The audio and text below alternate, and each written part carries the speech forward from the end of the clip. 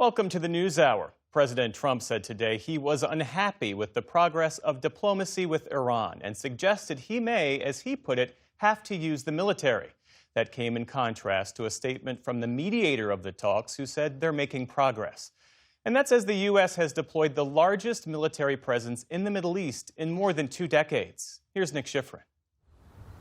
Today, as the U.S. prepares for the prospect of war, President Trump did not hide his disappointment in U.S.-Iran nuclear talks. We're not happy with the negotiation. They just don't want to say the key words, we're not going to have a nuclear weapon. They have to say, we're not going to have a nuclear weapon. And they just can't quite get there. And President Trump stuck to his demand that Iran not be allowed to create any nuclear fuel. They want to enrich a little bit. You don't have to enrich when you have that much oil. So I'm not happy with the negotiation. The man in the middle of that negotiation, mediating between Americans and Iranians, has been Omani Foreign Minister Badr bin Hamad al-Busaidi. Today, he met with Vice President J.D. Vance and other U.S. officials, and afterward told CBS's Margaret Brennan the talks were making progress. So there will be zero accumulation, zero stockpiling, and full verification.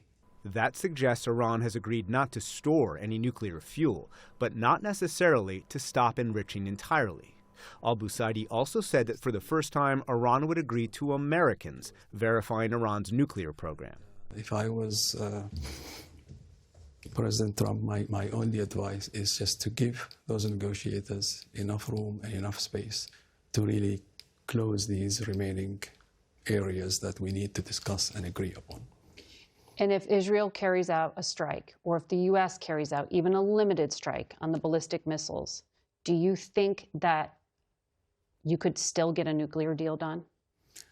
Well, diplomacy can reach a deal. I don't think any other acts can solve this problem, really. But the momentum appears to be toward a strike. White House senior advisor Dan Scavino posted on social media a row of B-2 bombers, the same plane used in last summer's Iran strikes. And overnight, also precautions for possible war. The U.S. Embassy in Israel told its staff to consider leaving the country immediately. U.S. Ambassador Mike Huckabee wrote an internal email obtained by the Associated Press that said there was no need for panic, but, quote, those wishing to take authorized departure should do so today, written in capital letters. And a U.S. official confirms to PBS NewsHour the military's top Middle East commander, Admiral Brad Cooper, briefed President Trump yesterday on options for a strike. There are negotiations scheduled for next week after yesterday's meeting in Geneva. Iran says technical talks are supposed to begin Monday. But the U.S. has assembled what President Trump has called an armada, the largest deployment of warships and aircraft in the Middle East in decades. And despite the mediator claiming progress, the U.S. has set the theater for an attack.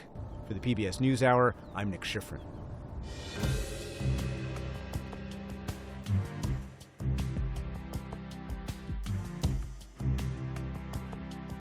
Support journalism you trust. Support PBS News.